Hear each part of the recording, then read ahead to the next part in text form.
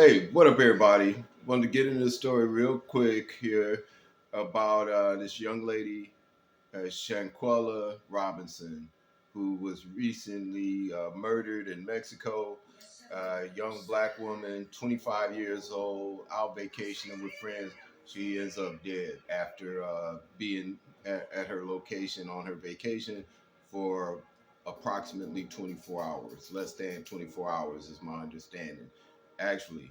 So the whole deal is, man, that the story itself is being suppressed, and a lot of the news networks are suppressing the story. So I'm asking everybody right now, if you're not if you're not a subscriber to my channel, go ahead and hit that subscribe button. Just go ahead and do it now. It's not going to cost you a dime, right? Just hit the subscribe button now, and you'll be able to get other videos. Hit the alert button and the like button, please. That helps with the algorithm and gets more exposure to the story as we go along. So many different elements to this story that is tragic in the sense that most of us, uh, probably a good people who are watching this video right now, probably don't have a clue about this incident, even though the incident was to occur uh, October 29th. And uh, the actual uh,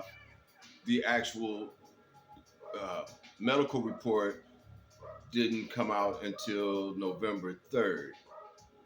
So this woman was dead for several days before the Mexican authorities heard. Okay, so the story goes: this young woman, Shanquella Robinson, goes to Cabo, Mexico, Cabo San Lucas, with with four friends. They get there. The day they get there, she calls her mom back in North Carolina and says, "Hey, I'm down here with my friends." Blah blah blah blah blah. Then she tells the mom she's gonna call her tomorrow. She never calls. Okay, so the next day is Saturday. So the girl doesn't call on that Saturday, and as it turns out, she's now dead. She was dead at that time. Okay, so fast forward here. Well, let's back up a little bit as to what actually happened. It appears that there were three women and two men here staying at this Airbnb in St. Lucas. A total of five of them, two men. This is what is done told story. At least one of the men, and likely both of the men, were actually transgender, but were actually, you know, trans people. All of them are black. All of them in their 20s is my understanding. As Shaquetta was 25. Shanquella was 25. So now here, this woman is. She goes down there. She's on vacation. There's a number of videos that have surfaced. I've seen a couple of them, maybe two, three. Ones with her mother giving an interview, and others with the actual first fight with Shanquella, who you can call it a fight, but the truth is the girl was being assaulted by one of the quote unquote trans persons, people, was being assaulted by one of them. This was a fight in the main quarters of the Airbnb, in which this girl was just taking a beating. And whoever was filming it said, "Hey, why don't you fight back?" And she said, "No." This girl was scared.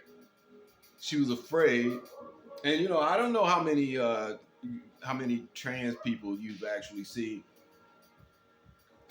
and they don't like you to say this, but the truth is they scare most people. They're scary looking individuals. You can see that something's not right. My dog growls at them. I live in Highland Park, in the heart of the Detroit sexual whatever world. And if I walk to the store or to the gas station up to the corner, there's a good chance I'm going to see somebody who is who is not a traditional man or woman. That's the odds of it, that I'm going to see somebody that looks like that. So uh, all that to say is, you know, I've been around. I'm 61 years old. I've lived in Detroit, Chicago, Tampa, but most of about 50 years in Detroit. And I tell you, man, very little frightens me, very little scares me. But when you see a big burly dude with one of them big thick Teddy Pendergrass beards and breasts, and and he's walking like a female. He's got a female cadence in his walk. You know, it's pretty creepy, honestly. So we're not supposed to say that. I guess it's considered hateful to say it, but that's how most people feel when they approach one of these guys. And from the looks in the video, Shanguella was a small woman, and the other quote unquote person that she was fighting was considerably larger, and they were really literally just beating the crap out of this girl. And then I guess she ended up in the bathroom. I don't know how that happened. And one of the other quote unquote women went in there and flipped her by her head and slammed her to the ground and broke her neck. And according to the medical report, it was 15 minutes between the break of her neck and her actual death. So what did all of her her four roommates do? They left her there. And I guess that housekeeping actually found the girl. And then these videos began to surface on the internet. The video of the first fight where the one, maybe it was a woman, I don't know, who exactly are the trannies or the other trans people. You don't really know who they are. Here's one of the things that I really hope that if you haven't hit that notification bell and the subscribe button, that I hope you do, because this is where I think we as a society have gone wrong. We have come to this point where the news protects certain groups.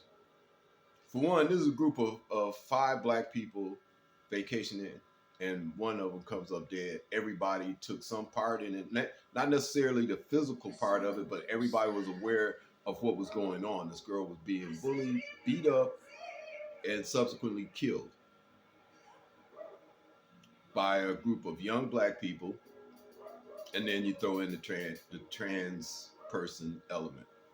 I don't really like using the term trans. As you can tell, I'm kind of hesitant to use it because honestly, I think some of these elements are simply some of the elements of this story are simply demonic. These are demons at work, demons at play. And I don't want to just call out this specific situation, but this one obviously so tragic. If you got a chance to see the video of the first girl beating Shanguella, which just seemed like just brutality beyond reason. Just seemed just terribly evil act of this beating this girl was putting, and the girl wouldn't fight back, and whoever was filming it, sounded like a guy's voice. You don't know for sure, but it sounded like a guy's voice. He's sitting there going, fight back, and she's afraid to fight back. She's scared. And so eventually this girl is in some kind of way being harmless, and one of the other girls whoever decides to finish her off or do something else that led to the girl's death. This is these are demonic elements, people. These aren't just people making mistakes, people just being young, having fun, and things go bad. These are demonic possessions. One of my problems with so many of with law enforcement in general, and with the general public, especially the news media, is that we refuse to call out certain groups, no matter how atrocious and how demonic the situation is. And we refuse to call out a demonic situation when they surface, because somebody's going to say, "Oh, you can't say that," or or that's not loving, or some bull crap that that just allows us to ignore the problem for another day, another year, another decade, another century. These things have been going on forever, and one of the problems in any community where there's a shortage of fathers, where fathers are eliminated, is this kind of demonic behavior. Because if you know, if you're a believer, you understand that in the Garden of Eden, the serpent approached Eve.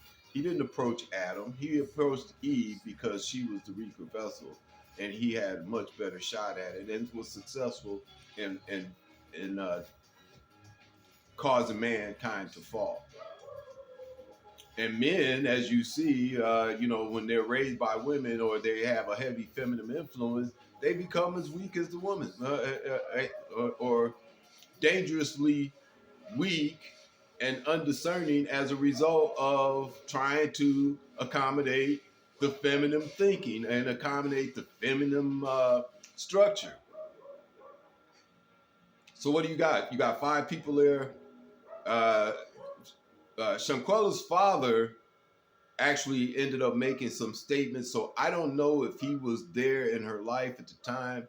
It seems like fathers being around discouraged that type of behavior where a girl can get beat up by other girls, ganged up on like that, and subsequently murdered.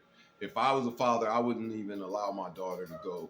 If I was, I wouldn't even allow my daughter to go out of town with people who weren't sure about their gender, people with confusing gender. I tried to discourage her for it. I understand the girl was 25 years old and basically an adult and free to do whatever she wants. And maybe as a father, I may not have been able to, but you would hope that you would have enough influence along the way to encourage some level of influence where you could have intervened some kind of way in what was obviously not a good thing to occur. Why are you even in a circle of people who don't identify as male or female? Why? What is it about them that you can't find other friends or whatever? And I, like I said, I understand that some of the stuff might even get this video banned. So maybe nobody will see it because I'm saying some things that are uncomplimentary.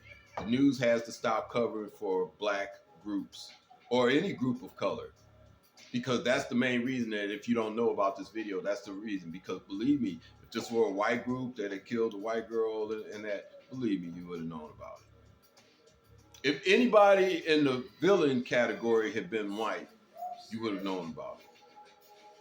Anybody in the villain category, if anybody who had did the filming, the fighting, the killing, or was even there and didn't stop it, had been white, you would have known about it. If the victim was black and anybody in that group had been white, you would have known about it. And certainly, if the victim had been trans, you would have known about it. Oh, believe me. And the truth is, most of us don't care about these things, and we just kind of let them go, and we think they're coincidence, or the news isn't complicit in the deception and the suppression of the facts because of their sensitivity to racial and gender issues. But the truth is, they are, and they are going to continue to do this until we have had enough and we start speaking with our money and start leaving going to more truthful, accurate, and forthcoming information outlets. If you see this video and you know that you get a chance to watch it, I almost tried to splice it in with this video. It's just too heartbreaking, brothers. It is just too heartbreaking to sit there and watch that. And if you want to see it, I guess it's still floating around the internet, YouTube, some Facebook stuff. Her name's Shanguella Robinson, 25 years old, dead at the hands of black trans people. Dead at the hands of black trans people. And the news is hiding it. The news is hiding it. Thank you, brothers and sisters. Don't forget to subscribe to the channel. Don't forget to hit that notification bell. Give me a like on the video. That helps with getting it in the right algorithm. And share the video. Tell people what's going on. These demons are not going to fight as long as people keep hiding them. Thank you, brothers and sisters, and I'll see you next time.